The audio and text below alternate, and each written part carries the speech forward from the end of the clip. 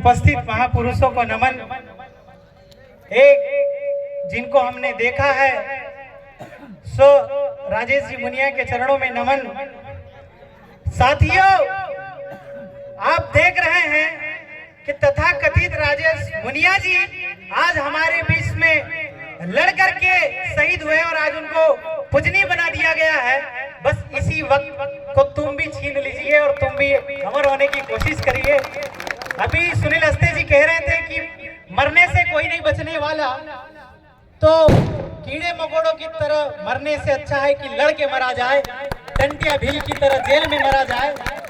तो हम हमारी बात स्टार्ट करते हैं कि आज राणा पूंजा भील के गाथा का स्थापना है। मुझे अफसोस है कि राणा पूंजा भील को राणा शब्द से नवाजा जाता है और एक को महाराणा शब्द से नवाजा जाता है। आज से मैं आप सबसे निवेदन करता हूं कि राणा शब्द नहीं, इनके आगे महाराणा लगा दीजिए। ये सबसे बड़ी डिमांड है। अगर परिवर्तन नहीं है आपके इस कार्यक्रम में तो फिर आपके इसके कार्यक्रम से कोई मतलब नहीं रह जाता। महाराणा राणा पूंजा भील है और आज से ये कहीं पर भी लिखे, कहीं पर भी बोले तो महाराणा राणा पूंजा भील ही बोले, क्योंकि इन लोगों को मुगलों ने हरा दिया था। हमारे भील नहीं होते तो इनको घास की रोटियां खाना पड़ रहा था।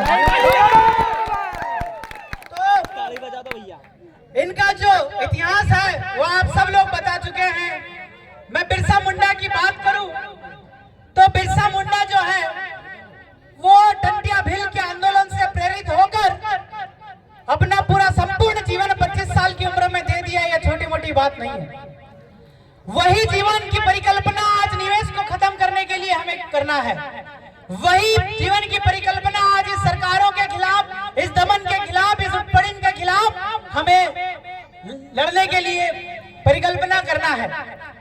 दूसरा, टंटिया भील वो शख्स है जिन्होंने 1880 में 65,000 ग्राम सभाओं का निर्माण करके 65 लाख लोगों को ब्रिटिश सरकार के खिलाफ लड़वा कर ब्रिटिश सरकार को झुका दिया था।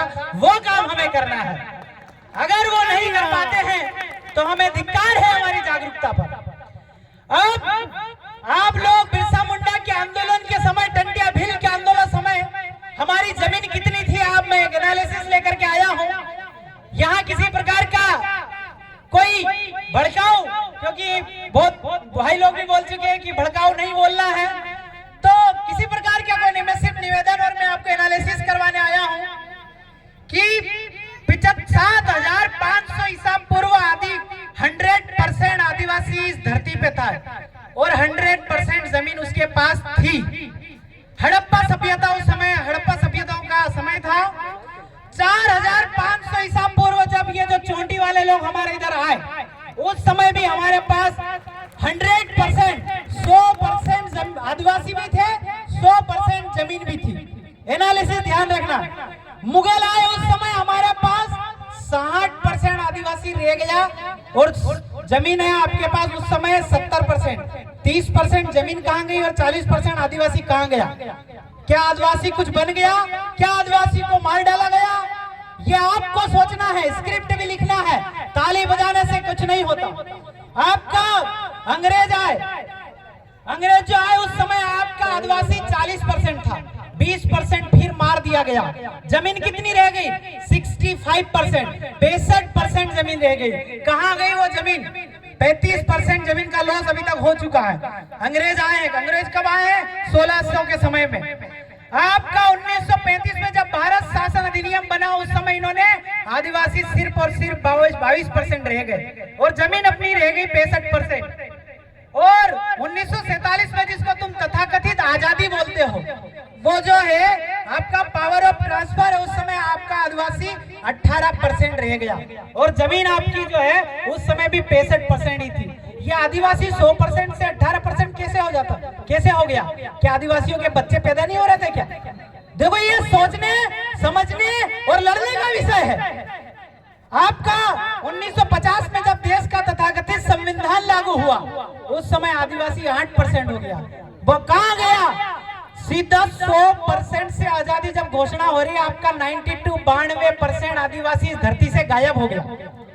तो उस समय आपकी कितनी जमीन बची? 30% जमीन। 2022 में 7.5% जमीन, 7.5% आदिवासी बचा है और 3% जमीन बची। कहां गए? कहां गए आपका आदिवासी? कहां गया? क्या आदिवासी को मुस्लिम बना दिया गया? क्या आदिवासी को हिंदू बना दिया गया? क्या आदिवासी को ईसाई बना दिया गया? क्या आदिवासी को बुद्ध बना दिया गया? क्या यह आदिवासियों के गले काट के मार डाला गया? इसका चिंतन मंथन करने की जरूरत है। जो जाए उनकी तरफ नहीं देखना, जाने दीजिए। हम तो 5 लोग यहाँ बैठेंगे, उनको भी समझा के जाएंगे, और 5 लोग भी उस लड़ाई में आ गए। ये हमारी सफलता है। ये 5 लोग अगर उठ के जाते हैं तो ये हमारी असफलता है। अगली बार और पूर्ण करेंगे। इस पे कोई संकोच वंकोच नहीं करना। अगर 2 लोग मिले तो भी समझाते हुए चलना। अब इस जमीन को बचाने के लिए हम सब लोगों को, आपका गोंडवाना हो, कोलवाना हो, भिलवाड़ा हो, हर जगह से आदिवासियों को जागना होगा। अगर आदिवासी अगर जमीन बचाने के लिए नहीं आया तो आने वाले कुछ सालों में मिट जाएगा, मर जाएगा। अभी 3 दिन पहले का आंकड़ा है, मध्य प्रदेश के अंदर 1000 गांव, कितने? 1000 गांव को डिस्प्लेस करने का, मारने का प्लान बनाया। कितने? 1000 गांव का गिन के बताते हैं। जिसको कमलनाथ जी आप बोलते हैं, 350 गांव छिंदवाड़ा में वो छीन रहे हैं। 124 गांव कटनी और उमरिया में छीन रहे हैं। गुना में 8 गांव छीन रहे हैं। देवास में 10 गांव छीन रहे हैं। बदनावर में भी इधर 4-5 गांव जा रहे हैं। रतलाम में गांव जा रहे हैं। झाबुआ में गांव जा रहे हैं। कर क्या रहे हो? कर क्या रहे हैं आदिवासी? क्या बिरसा का खून मर गया? क्या टंटिया का खून मर गया? क्या सब खाटले वाले हो गए? क्या सब पोटले वाले हो गए? क्यों हमारी जमीन हम बचाने के लिए नहीं लड़ पा रहे? क्या हमारे प्रतिनिधि तथाकथित गुलाम बन गए? ये इस पे विचारणी पर प्रश्न करना बहुत जरूरी है।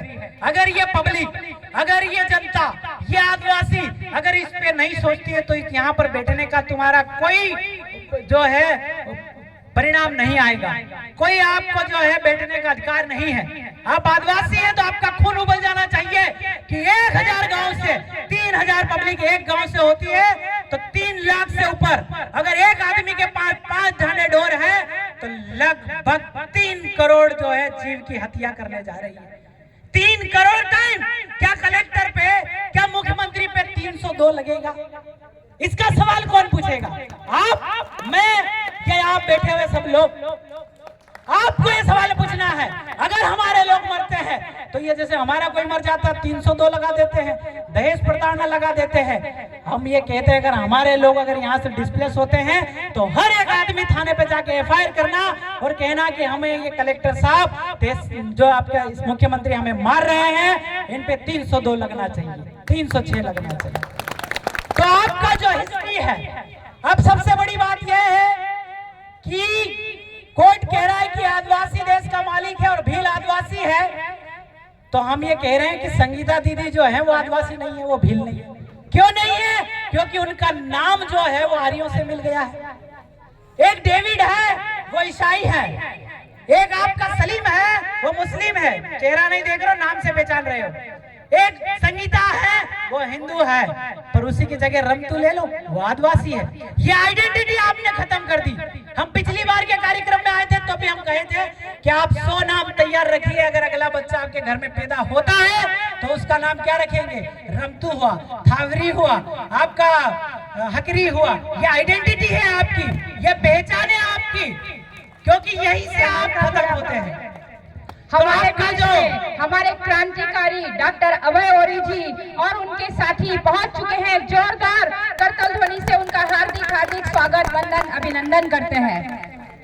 तो आपका जो हिस्ट्री है, इतिहास है, राजस्थान से क्रांति भाई रोड पहुंच चुके, उनके लिए जोरदार ताली बजा दो। हार्दिक हार्दिक स्वागत, अभिनंदन है।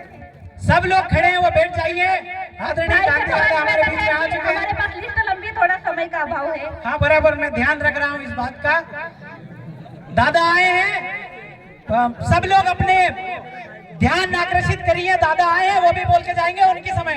हमारा जो हिस्ट्री इतिहास है वो अमरकंटक अमरकोट से चालू होता है। अमरकोट अमरकंटक में जो एकाकार की घटना है, नर और मादा नर्मदा का जो आविष्कार है, तो जहां जहां नदी निकली वहां आविष्कार है। जो इन लोगों ने नर्मदा परिक्रमा किया, वो परिक्रमा नहीं था, हमारी जमीन का सर्वे था।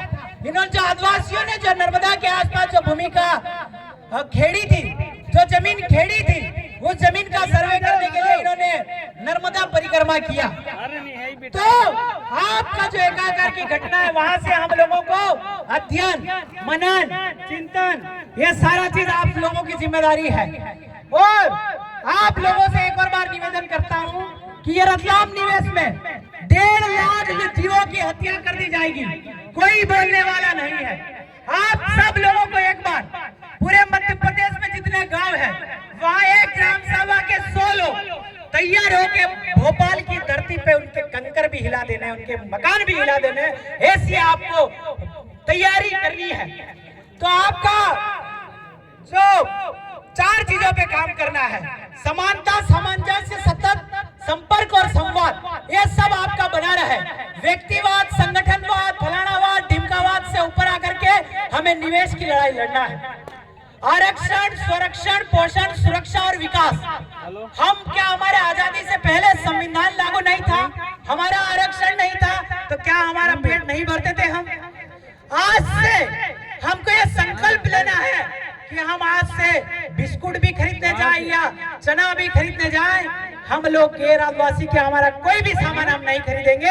ये संकल्प लेकर के आपको यहाँ से जाना है और हमारे समाज को आरक्षण, संरक्षण, विकास, पोषण, सारी चीज सेल्फ डिपेंडेंट करना है। तो आप सब लोगों से एक और बार निवेदन है कि राजेश जी मुनिया की जो शहादत है, वो ऐसे नहीं जाने देना है। टंटिया बहल की जो शहादत है, वो ऐसे ही नहीं जाने देना।